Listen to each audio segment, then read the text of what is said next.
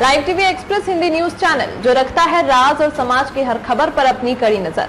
देश विदेश की खबरों के साथ ही आपके समाज और आसपास हो रही घटनाओं से भी हम कराते हैं आपको रूबरू। तो आइए चलते हैं कुछ खबरों की ओर, जिसकी पड़ताल सिर्फ और सिर्फ लाइव टीवी एक्सप्रेस की टीम करती है। आज की कुछ खास खबरें आप देख रहे हैं लाइव टीवी एक्सप्रेस न्यूज और मैं हूँ आपके साथ अनुष्का।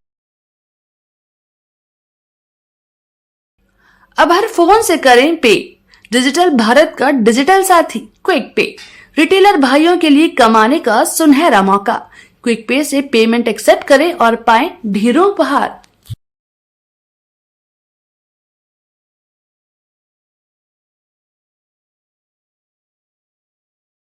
बताते चले कि आज जो सबसे बड़ी समस्या उत्पन्न हो रही है वह है प्लास्टिक कचरे को लेकर। प्रतिदिन लाखों टन प्लास्टिक का कचरा निकलता है और ये कचरा कहीं फेंका जाता है और कहीं जलाया जाता है, तो कहीं इसे रिसाइकलिंग की जाती है। लेकिन प्लास्टिक का कचरा जलने के कारण वातावरण दूषित होता है और उससे प्रकोप के कारण कैंसर जैसी बीमारियां जन्म ले रही हैं, जो कि बहुत महंगा इलाज होता है।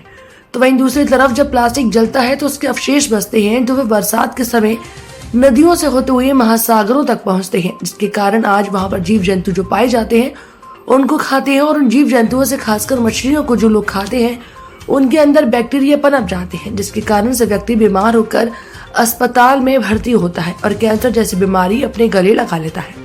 तो वहीं कल गोमती नगर में पत्रकार वार्ता करते हुए रूस निवासी पावेल व शिवानी इंटरनेशनल के आनंद मोहन ने बताया कि हम सरकार के समक्ष एक प्रोजेक्ट पेश कर रहे हैं, जिसके कारण हम एक ऐसे इलेक्ट्रिक टैक्सी बनाएंगे जो हर घर से कूड़ा कचरा कलेक्ट करेंगे और सभी घरों में पास कूड़ेदान रखेंगे। उससे हम लोगों को प्रोत्साहित करेंगे कि वे कूड़ा एक जगह डालें और इस कूड़े को उठाकर हम एक संयंत्र स्थापित करेंगे, जिसको रिसाइकल करके हम उसके पेट्रोल बनाएंगे व अन्य वस्तुएं भी तैयार करेंगे, जिससे कि सरकार को ही मुनाफा होगा और समूह कचरा नष्ट हो जाएगा। तो वहीं रूस निवासी पावेल ने बताया कि हम कई विगत वर्षों से गोवा में काम कर रहे हैं। समुद्र तट को हमने बहुत अच्छे तरीके से साफ कर दिया है, तो वही यही काम अब हम उत्तर प्रदेश में करना चाहते हैं, जिसके कारण से आज पर्यटन उद्योग को धक्का लगा है। जो विदेशी पर्यटक हैं वे भारत इसलिए नहीं आ रहे क्योंकि यहाँ कचरे का जो अंबार देखते हैं उनको आशंका होती है कि जिससे कई बीमारियां उनके घर आ सकती हैं।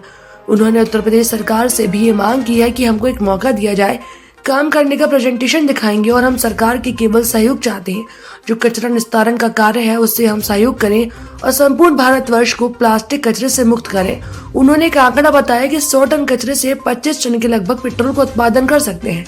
इस रोजगार के अवसर भी पैदा होंगे, प्रत्यक्ष और अप्रत्यक्ष रूप से लोगों को रोजगार मिलेगा। लखनऊ से माता प्रसाद चतुर्वेदी की खास रिपोर्ट।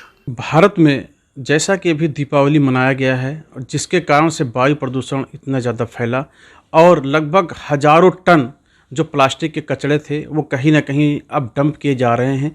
उन कचड़ों से जो एक प्रकृतिजन भौगोलिक दुष्परिणाम लोगों के सामने उभर के आ रहा है। सरकारें उस पर काम कर रही हैं, लेकिन धरातल पर वो काम दिखाई नहीं पड़ता, जबकि इसी कारण से जो पर्यटन उद्योग है वह कहीं ना कहीं इसके कारण प्रभावित हो रहा है और जो बायोलॉजिकल दिक्कतें हैं वो खड़ी हो जा रही हैं। जो कि मिस्टर पावेल हैं, रसिया के रहने वाले हैं और इन्होंने गोवा में जो समुद्र किनारे फैली हुई जो कचरा था प्लास्टिक के कारण जो लोग जलाते हैं उससे जो धुआं निकलता है वो धुआं जब वायुमंडल में प्रवेश करता है तो उसके कारण से बहुत से खतरनाक जो उसके रसायन होते हैं, जिसके कारण से कैंसर जैसे रोग जो है सबसे ज़्यादा प्रभावित करते हैं लोगों को। और उसके कारण जो मछलियां होती हैं वो उनको ग्रहण करते हैं, वह जो हमारे पशु होते हैं वह खाते हैं और उनकी भी अकाल मृत्यु हो जाती है।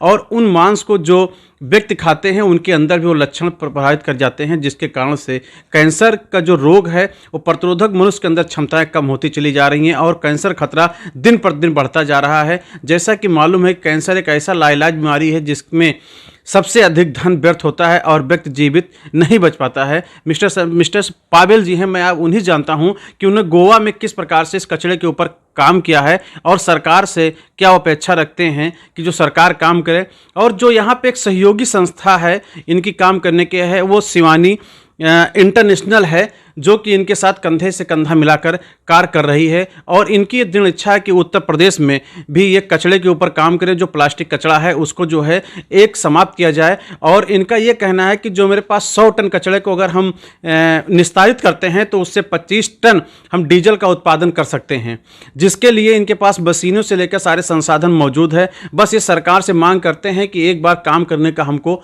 मौका दिया जाए। Mister Pavel, welcome. Hello, thank you. आप जो टेल इन डिटेल। जो प्लास्टिक अब मैं आपसे पूछ रहा हूँ, जो प्लास्टिक कचरे पे जो है ये मिस्टर पावेल जी काम कर रहे हैं, वो किस तरह से काम कर रहे हैं? Расскажите, как вы работаете там в Гоа? Мне на русском рассказать, С что будет этими перевели? мусорами? Нет, на английском. I placed many public dustbins, and people now use them. And thanks to these bins, in my village only 1 million liters of garbage is not being burned, is no longer being burned, and go to the recycling plant.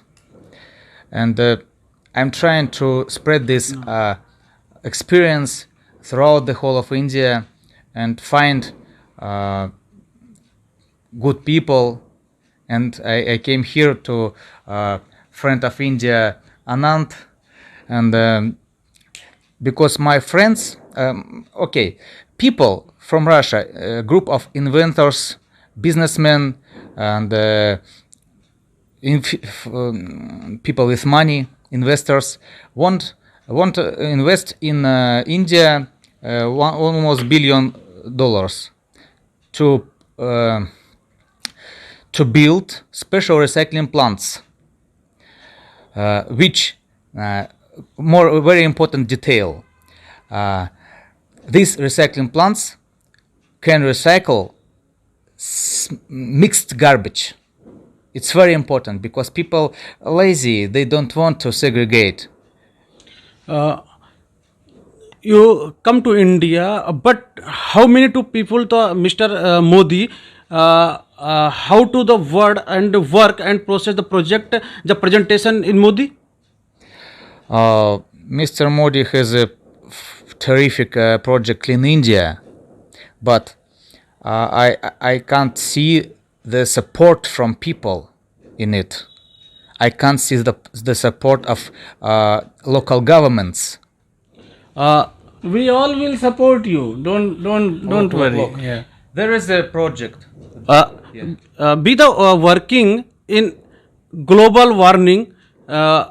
He is the population. You build to the polythene. Big problems. How many problems in all world?